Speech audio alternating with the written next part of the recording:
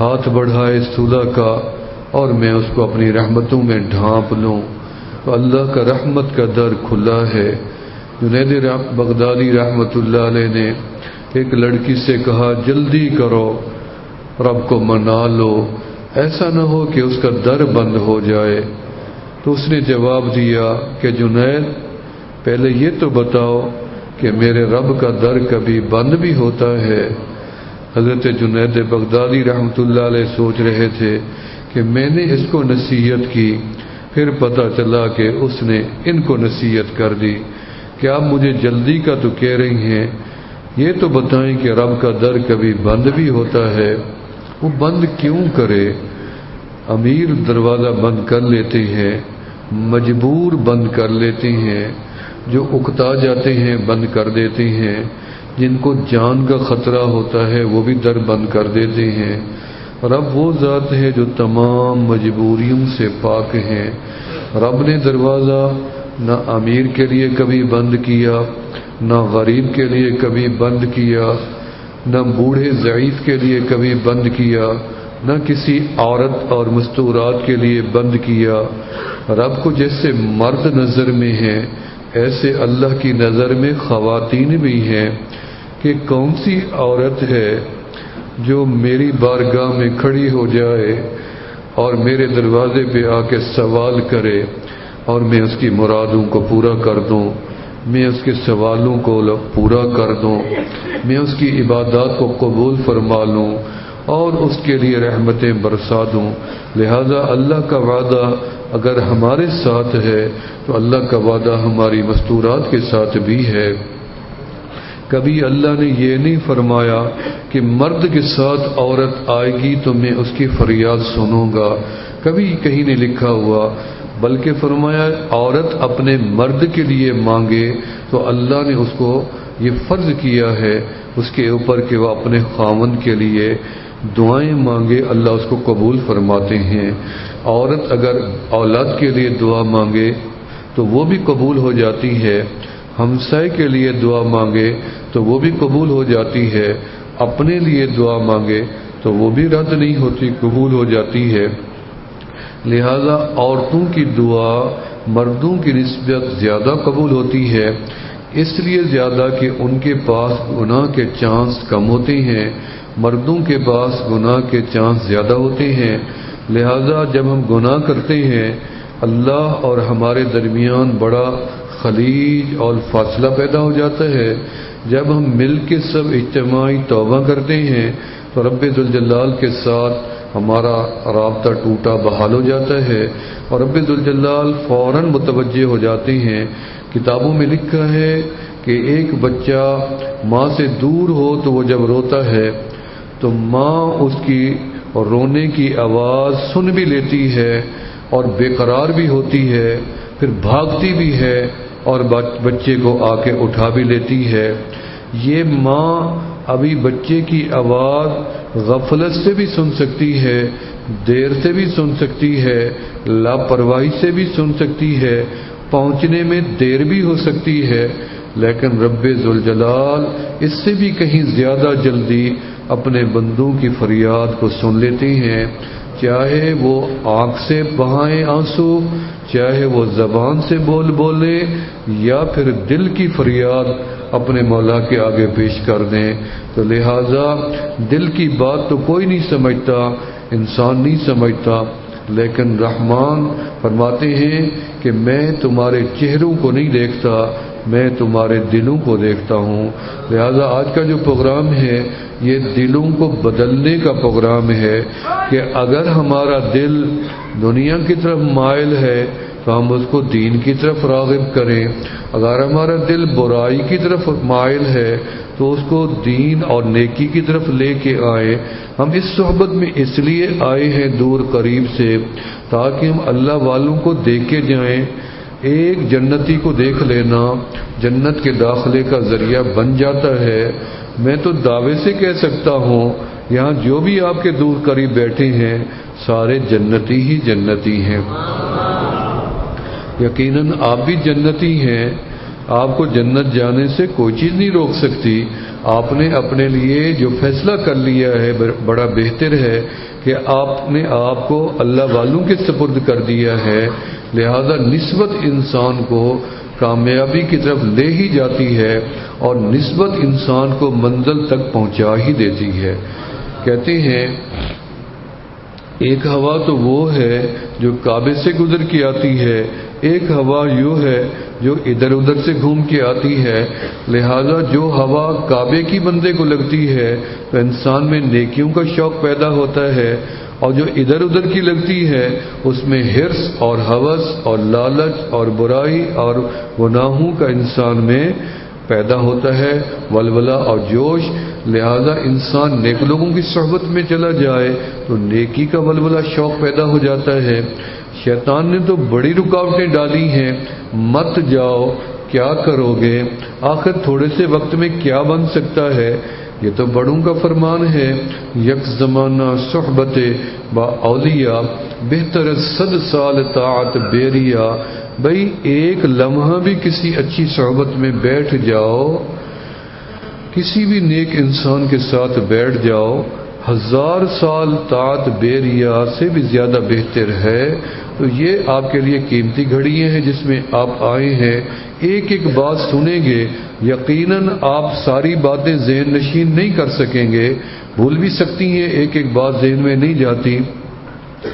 اور یقیناً آپ جب یہاں سے جائیں گے یقیناً آپ کو شوق پیدا ہوگا کہ اب میں اپنی زندگی کو بدلوں اور نیک بنوں. لہذا نیک بننے کی بھی ایک دعا ہے. اللہ سے کہا کریں کہ یا اللہ مجھے بھی نیک بنائیں، مجھے بھی صالحین میں بنائیں. اللہ فرماتے ہیں تم مانگو میں بنا دوں گا. کوئی بندہ خود تو نیک بن نہیں سکتا، اللہ ہی بناتے ہیں. ایک بندہ قیامت کے دن اللہ کی بارگاہ میں کھڑا ہوگا تو رب ذوالجلال فرمائیں گے میرا بندہ تو نے دنیا میں نیکی کیوں نہیں کی؟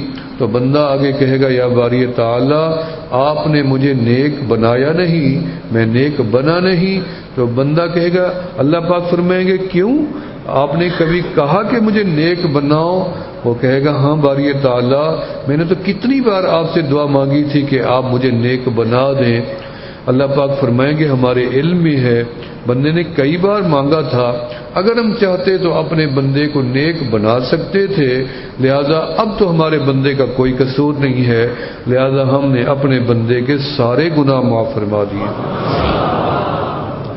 یعنی اگلے دن بھی فقیر کہہ رہا تھا کہ رب نے جو اتنی بڑی جنت بنا دی ہے، اکیلی میری جنت، اکیلی ان بزرگوں کی جنت، میرے مشائخ کی جنت، آپ کی ایک مرد کی یا ایک عورت کی جنت کا اندازہ یوں لگائیں کہ ارضھا 7 سماوات والارض، 7 آسمان زمین ملا بھی دیں تو اس کا عرض پھر بھی بڑا ہو جائے گا. طول تو لمبائی کا علم ہی نہیں ہے کہ کتنی ایک بندے کی جنت. آخر رب نے اتنی بڑی جنت جو بنائی ہے تو رب نے اس جنت کو آباد بھی تو کرنا ہے، رب کو بندے بھی تو چاہیے اس جنت میں لے جانے کے لیے. تو یقیناً یہ بہانے بنے ہیں اس جنت کو بھرنے کے لیے، یہ جہنم کے بہانے نہیں کہ اللہ آپ کو یہاں لے آیا، مردوں کو یا عورتوں کو یہاں لے آیا. یہ بہانے ہیں جنت لے جانے کے. ایک خاتون کراچی میں بیمار تھی تو کہا کہ دل چھوٹ گیا. ڈاکٹر کہتے ہیں کہ اس کو تسلی دو پھر اس کا دل کا آپریشن ہوگا. تو مجھے کہا گیا تو میں نے اس بچی کو سمجھایا، میں نے کہا اگر آپ کو موت کا ڈر ہے تو موت تو آپ کو نیند میں بھی آ سکتی تھی، موت تو گھر کے بستر پہ بھی آ سکتی تھی. لہذا موت سے تو آپ نکل گئے، آپ کا علاج شروع ہو رہا ہے. لہذا جب علاج کی منزل آ گئی تو اس کا مقصد ہے کہ اب آپ کو موت نہیں آ رہی تو آپ اطمینان ہی کر لیں. اس بات سے ان کو اطمینان بھی ہو گیا اور آپریشن بھی کامیاب ہو گیا. تو لہذا ہمیں اطمینان کرنا چاہیے کہ رب نے ہمارے لیے ذریعہ بنا دیا، اور جنت اتنی بڑی رب نے جو بنا رکھی ہے وہ ہمارے لیے ہی ہے. کلمہ پہلا ذریعہ تھا جنت لے جانے کا، نماز دوسرا ذریعہ ہے، امانت، دیانت، صداقت، تمام نیکیاں یہ پھر ایک ذریعہ ہیں. اور یہ اجتماعات، یہ ایسے اجتماعات میں شرکت کرنا یہ بھی جنت میں داخلے کا ذریعہ بنیں گے. لہذا ہم سب نے جنت میں جانا ہے. تو میں تو سب کو یہی کہتا ہوں کہ اگر تم نے جنت جانا ہے تو راستہ تمہیں میں بتاتا ہوں جنت کا. کہ جنت کا راستہ کیسا ہے. جنت مشکل نہیں ہے. ابھی مجھے ایک کتاب دکھائی جا رہی تھی کہ سستی جنت، ایک آسان راستہ جنت میں جانے کا، آسان راستہ ہے جنت میں جانے. کوئی بھی نیکی اللہ کو پسند آ جائے تو جنت ہی. آسان راستہ یہ ہے جنت جانے کا. میں نے کہا جنت جانے کا رب نے ایک راستہ رکھا ہے، وہ ہے اتباع مصطفیٰ جو مدینے سے جاتا ہے.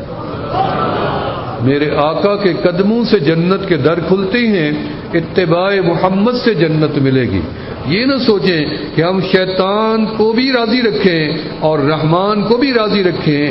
یہ دو ہر جائی نہ بنے بلکہ یک جائی بنے. دو کی طرف نہ دیکھیں، ایک کی طرف دیکھیں، اور ایک ہی جنت کا مالک ہے، دو ہیں ہی نہیں. لہذا جنت لے جانے والا بھی ایک ہے، جہنم سے بچانے والا بھی ایک ہے، زندگی دینے والا بھی ایک ہے، شعور دینے والا بھی ایک ہے، خوشی غمی دینے والا بھی ایک ہے، بیٹا بیٹی دینے والا بھی ایک ہے. لہذا بندہ کہتا ہے کہ اس سے بہتر ہے کہ میں ایک سے تعلق جوڑتا. ایک سے تعلق جوڑنے میں مجھے اس سے بھی شرمندگی اٹھانی پڑی، وہاں سے بھی ذلت اٹھانی پڑی. لہذا آج بہتر ہے کہ ہم سب مل کے ایک مولا سے تعلق جوڑ لیں. لہذا یہ سب کو اللہ نے جنت لے جانا ہے. فکر رکھیں جنت کا. یہ فکر انبیاء نے بھی رکھی ہے. یہ بات نہیں ہے کہ وہ نبی تھے تو اب ان کو کوئی فکر نہیں تھی. ایک مرتبہ رسول اللہ صلی اللہ علیہ وسلم اپنے گھر میں موجود تھے اور آپ نے نماز کی نیت کی. فرمایا عائشہ ام المومنین عائشہ صدیقہ رضی اللہ تعالیٰ عنہ سے فرمایا کہ اگر مجھے اجازت دیں تو میں اپنے رب کے ہاں تھوڑی عبادت کر لوں. آپ نے فرمایا اجازت ہے. حجرہ بالکل چھوٹا تھا. حضرت عائشہ صدیقہ رضی اللہ فرماتی ہیں کہ میں پیچھے کو سمیٹ کے سوتی تھی. نبی علیہ السلام کے حجرے کی پیمائش 4 گز لمبا 4 گز چوڑا ایک حجرہ تھا، اور اس کی چھت جو تھی سر کو لگتی تھی، اور وہ بھی کھجور کی چھڑیوں کی تھی اور تنکوں کی بنی ہوئی تھی، اور کوئی روشن دان بیچ میں نہیں تھا، بلکہ بارش کے پانی سے کچی اینٹیں دیواریں جب بہ گئیں تو ان میں خود بخود سوراخ ہو گئے بارش کے پانی سے. تو وہیں سے اللہ کے نبی کے گھر میں ہوا بھی آتی تھی اور روشنی بھی آتی تھی، اور ایک دروازہ آگے رکھ دیا جاتا تھا. یہ اللہ کے نبی کا گھر تھا. یہ نہ سوچو کہ رب ذوالجلال نے اپنے محبوب کو ایسی زندگی خود دی ہے، نہیں، بلکہ علماء نے لکھا ہے کہ یا رسول اللہ صلی اللہ علیہ وسلم کی اختیاری زندگی تھی. رب سے خود مانگی تھی اللہم احینی مسکینا فامتنی مسکینا واحشرنی فی زمرۃ المساکین. تو فرمایا اتنی چھوٹے حجرے میں آپ نے جب عبادت شروع کی تو آپ کے پاؤں میرے سینے کو لگتے تھے. آپ نے فرمایا تو اس کے بعد آپ جب کھڑے ہوئے قام فکبر فبکا، آپ کھڑے ہوئے اور تکبیر فرمائی اور اللہ کے نبی رونے لگے زارو قطار. آپ کی ریش مبارک داڑھی مبارک تر بتر ہو گئی. ثم رکع فبکا، پھر آپ رکوع میں تشریف لے گئے، پھر رونے لگے، پھر سجدے میں رونے لگے. اسی طرح آپ نے نماز کی رکعتیں 4 پوری فرمائی. تو حضرت عائشہ صدیقہ رضی اللہ عنہ فرماتی ہیں کہ پھر میں نے آپ سے دریافت کیا اللہ کے نبی فداک ابی و امی یا رسول اللہ، میرے ماں باپ دونوں آپ پہ قربان ہو جائیں، آپ مجھے بتائیں گے آپ اتنی کیوں روئی ہیں؟ جہنم کا خوف آ گیا اچانک؟ فرمایا نہیں عائشہ. اچھا جنت کا شوق لگا اچانک؟ فرمایا نہیں عائشہ، نہ مجھے جہنم کا ڈر ہے اور نہ ہی مجھے جنت کا شوق ہے. اسی لیے تو رابعہ بصریہ نے ایک ہاتھ میں بالٹی پانی کی اٹھائی ہوئی تھی اور دوسرے ہاتھ میں آگ اٹھائی ہوئی تھی اور دوڑی جا رہی تھی. عاشقہ دیوانی عورت تھی. اور لوگوں نے پوچھا پانی کس مقصد کے لیے؟ اس نے کہا پانی جہنم کو بجھانے کے لیے ہے کہ جو لوگ جہنم کے ڈر سے عبادت کرتے ہیں آج میں جہنم کو بجھا ڈالوں گی. اور یہ آگ کس لیے ہے کہ یہ تو جنت کو لگاؤں گی کہ جو لوگ جنت کے شوق میں عبادت کرتے ہیں میں جنت کو بھی آگ لگا دوں گی. لہذا عبادت کا مقصد اللہ کی رضا ہونی چاہیے. پر میں عائشہ اس کے لیے بھی نہیں، تعلیمات محمدی ہیں اور عورتوں کو بھی ملی مردوں کو بھی ملی. یہی تعلیمات تھی کہ نہ جنت کا شوق ہے نہ جہنم کا ڈر ہے، تو پھر کس چیز کا ہے رونا؟ آپ صلی اللہ علیہ وسلم نے فرمایا عائشہ میں تو اپنے مولا کے دیدار کے لیے تڑپ رہا تھا کہ میرا اللہ جو تیرا دیدار مجھے عرش معلیٰ پہ ہوا تھا وہ مجھے کبھی بھول نہیں سکتا۔ ایک مرتبہ نہیں، دو مرتبہ نہیں، بلکہ فرمایا کہ 10 مرتبہ رسول اللہ صلی اللہ علیہ وسلم کو 5 نمازیں تخفیف کا تو بہانہ تھا، رب ذوالجلال نے اپنے محبوب کو 10 مرتبہ اپنا دیدار عرش معلیٰ پہ بلا بلا کے کروایا، کبھی پیٹھ کے نظارے کبھی چہرے کے نظارے۔ رب ذوالجلال نے اللہ کے حبیب کو دیکھا، اپنے حبیب کو دیکھا، حبیب خدا نے رب ذوالجلال کو دیکھا، اور یہ منظر دیدار الہی کا رسول اللہ صلی اللہ علیہ وسلم کے چہرے میں جب منعکس ہوا تو اس کا دیدار سیدنا موسیٰ کلیم اللہ علیہ السلام نے حاصل فرمایا۔ جب انسان کعبے کو دیکھ کے آتا ہے تو چہرے کی رونق بڑھتی ہے نہیں بڑھتی؟ جب گنبد خضرا کو دیکھتا ہے چہرے کی رونق اور بڑھ جاتی ہے، جب کملی والے کو سلام کر کے آتا ہے رونق اور بڑھ جاتی ہے۔ بھئی ہم جیسے گناہگار کیا بات کریں، ہم نے اللہ والوں سے سنا ہے اللہ والے جب رسول اللہ صلی اللہ علیہ وسلم کی خدمت میں جاتے ہیں سلام کرتے ہیں تو رسول اللہ صلی اللہ علیہ وسلم ان کو جواب بھی دیتے ہیں۔ میرے حضرت شیخ خواجہ علی المرتضیٰ صاحب گدئی شریف والے نور اللہ مرکزہ، کیا حضرت نے چن چن کے ہیرے ہمیں عطا فرمائے، ایک سے ایک اعلیٰ۔ کس کس کی بات کہاں سے شروع کی جائے، کہاں پہنچائی جائے، ختم کی جائے؟ فرمایا کہ جب میں رسول اللہ صلی اللہ علیہ وسلم کی خدمت میں حاضر ہوا، جب میں نکلنے لگا اور میں نے آقا سے دل میں بات کی، آقا مجھے ایک مرتبہ پھر حاضری کی اجازت تو دے دیں۔ اجازت ملتی ہے، ایک مرتبہ مجھے اجازت تو دے دیں۔ تو رسول اللہ صلی اللہ علیہ وسلم کو دیکھتے دیکھتے فرمایا جب میں آگے ہوا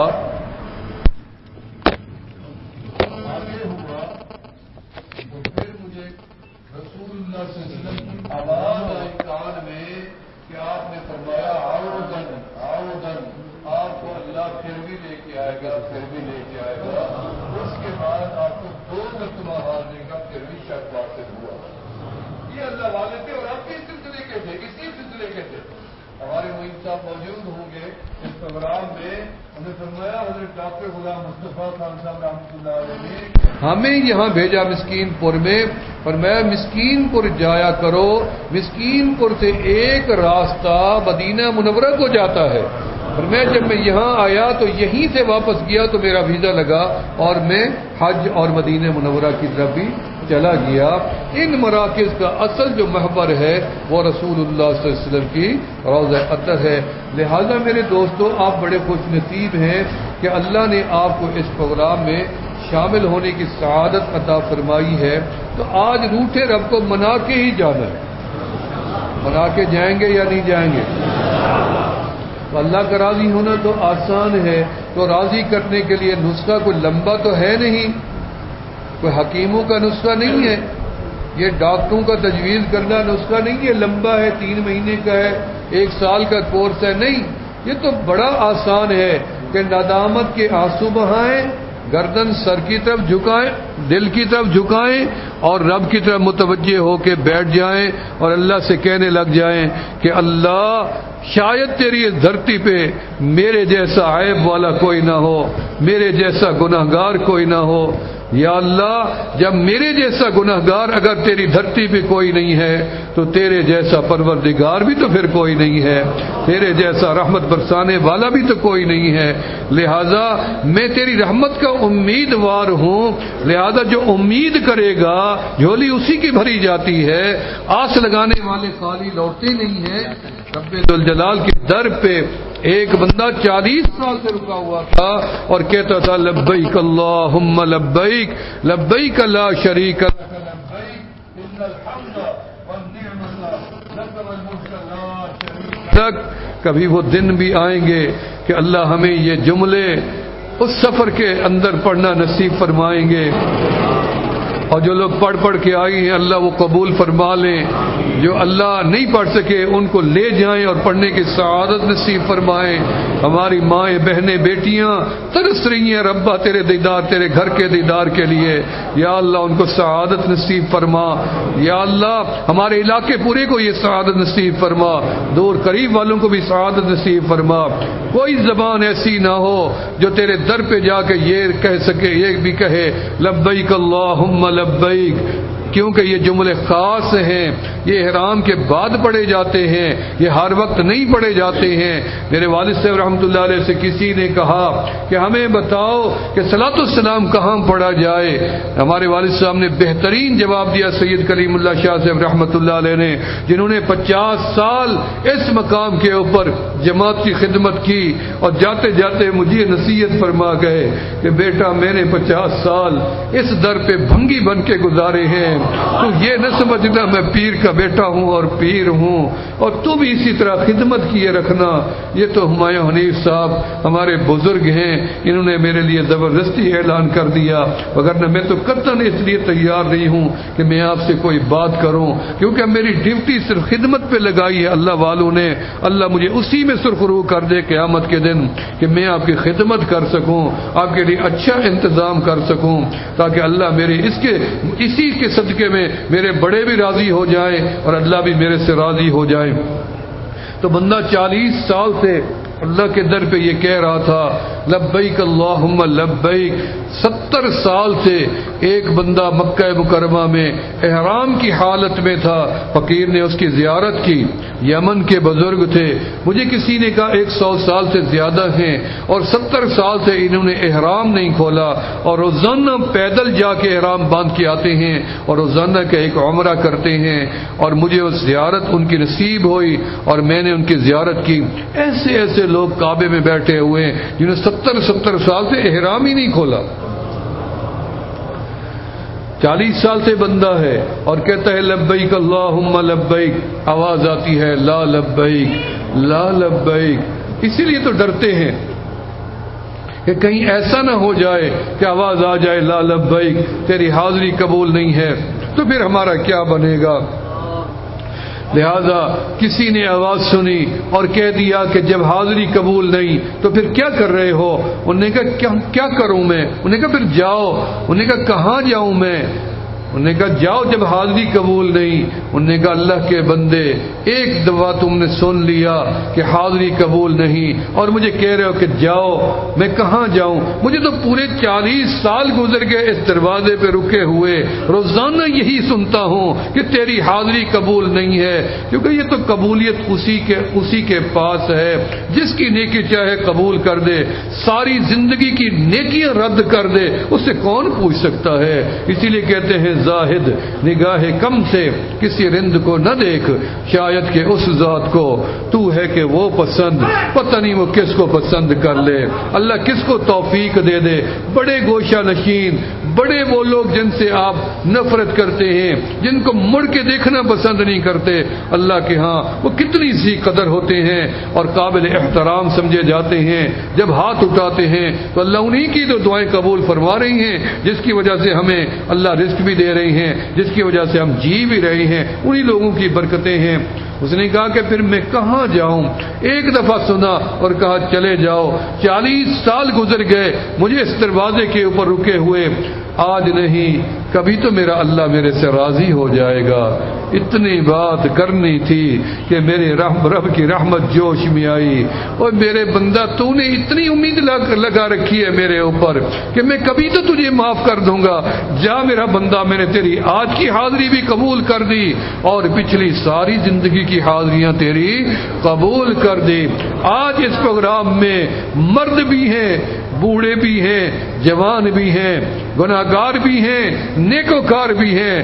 وہ لوگ بھی ہیں جن کو آدھی رات کے بعد بستر سونے نہیں دیتے. وہ لوگ بھی ہیں جن کی پیٹھ بستر پہ لگتی نہیں ہے، وہ بھی اس مجمع میں موجود ہیں.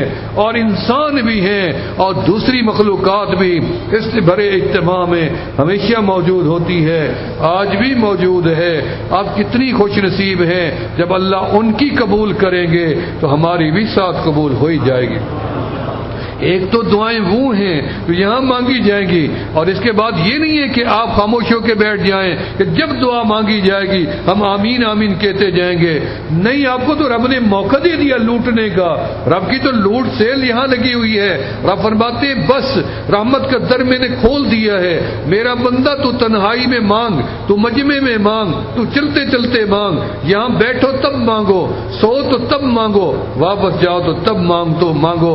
لہذا مانگتے مانگتے آئے ہیں، مانگتے مانگتے اللہ سے جائیں گے. بیٹا باپ سے مانگے تو کوئی شرمندگی نہیں ہوتی، بیٹی ماں سے مانگ لے کوئی شرمندگی نہیں ہے.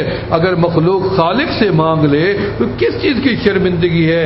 مانگو گے تو اطمینان والا دے گا، عافیت والا دے گا، سلامتی والا دے گا، بغیر حساب و کتاب والا بھی دے گا. نہیں مانگو گے تو بن مانگے بھی دے گا. اس کا تو وعدہ ہے کہ میں نے دینا ہی دینا ہے. لہذا جب بغیر مانگے بھی دے تو مانگنے میں بھی ہمیں دیر نہیں کرنی چاہیے. لہذا آسان نسخہ یہ ہے کہ رب کو منانے کے لیے فیصلہ کر لیں کہ آج یقیناً ہم رب کو منا کے جائیں گے، اور یقیناً رب ذوالجلال ہم سے راضی بھی ہو جائیں گے. یقین پیدا کر لیں، شک کی گنجائش بیچ میں نہ لے کے آئیں. پتہ نہیں ہم سے رب راضی ہوا یا نہیں، پتہ نہیں ہمارا جانا بیٹھنا کسی کھاتے میں رہا یا نہیں. یقین کریں آپ یہاں آئے ہیں، آپ متفق ہیں یا نہیں، کوئی اس مقصد کے لیے آیا یا نہیں. کوئی بھی ایسے اجتماع سے خالی نہیں جائے گا، سب رنگے رنگائے اور بھرے بھرائی واپس جائیں گے. برکت والا مقام تو ہے ہی، تھوڑے پہ برکت رب نے دے رکھی ہے. آپ کو کیا بتائیں کہ ہم کتنی انتظام کرتے ہیں اور کتنی دنیا اس کو لنگر کھا لیتی ہے. اتنی برکت ہے، اور ہمارے سال بھر کا خرچہ بھی آپ سنیں تو حیران ہو جائیں گے. مجھے حضرت بڑے رحمت اللہ علیہ کا پھر زمانہ یاد آ جاتا ہے کہ آپ کے لنگر کی گندم کٹ گئی تھی. فرمایا گندم اٹھا لاؤ. گندم اٹھاتے رہے، چند گٹھڑیاں مغرب ہو گئی، ختم ہونے کو نہیں آئی. حضرت خواجہ عبد المالک سے صدیقی رحمت اللہ علیہ بڑے کاملین میں سے تھے، حضرت کے پاس آئے اور حجت کر کے فرمایا حضرت جو برکت آپ نے وہاں باہر ظاہر کر رکھی ہے وہی برکت اور کرامت آپ کے گھر کے اندر بھی تو ظاہر ہو سکتی ہے. آپ مہربانی کریں، ہماری تو گردنیں ٹیڑھی ہو گئی ہیں اور گندم ختم ہی نہیں ہو رہی. تو حضرت مسکرائے اور خود تشریف لے گئے اور وہاں سے گٹھڑی سر پہ رکھی اور باقی ساری گندم فقیر ساتھ لے کے آ گئے، اور سال بھر کے لیے گندم چلتی تھی. یہ برکت ادھر نہیں رہی، برکت آگے بھی منتقل ہوتی رہی. حضرت مدنی رحمۃ اللہ علیہ کے بے شمار واقعات موجود ہیں. ایسے حضرت خواجہ عبد المالک صاحب صدیقی نور اللہ عمر اپنا خانے والوں نے فرمایا کہ حضرت نے مجھے ایک بوری دی تھی گندم کی، تو وہ بوری گندم کی جب میں نے رکھی تو وہ 40 سال تک استعمال ہوتی رہی، اور میں نے 40 سال تک ڈھکنا نہیں اتارا تو وہ گندم مجھے ملتی رہی، اور کبھی گندم مجھے ڈالنے کی ضرورت نہیں پڑی. یہ برکت آگے بھی چل رہی ہے اور آج بھی چل رہی ہے. مجھے یقین ہے کہ یہ برکت اللہ پاک آپ کو بھی نصیب فرمائیں گے. لہذا میں نے گزارشات پہ آپ کے ساتھ بات کو ختم کرتا ہوں، کیونکہ بڑوں کا حکم ہو گیا تھا اور میری تو قطعاً کوئی خواہش نہیں تھی. ہمارے حضرت اور ہمارے سرپرست تشریف لے کے آ گئی ہیں، انشاءاللہ تعالی ان کا بیان ہوتا ہے اور ذکر بھی فرمائیں گے اور مراقبہ بھی فرمائیں گے. اور یہ فقیر بھی آپ سے گزارش کرتا ہے کہ تھوڑی دیر کے مراقبہ فرما لیں اور مجھے بھی اللہ تعالیٰ اس کا ثواب دے دے. تمام ساتھی اور مرد و خواتین مراقبہ فرما لیں، اپنی گردنوں کو جھکا لیں، آنکھوں کو بند فرما لیں، اور دل کے اندر یہ خیال فرمائیں کہ اللہ پاک کی رحمتوں کا نزول آقا علیہ الصلوۃ والسلام کے قلب اطہر سے ہمارے دل پہ ہو رہا ہے.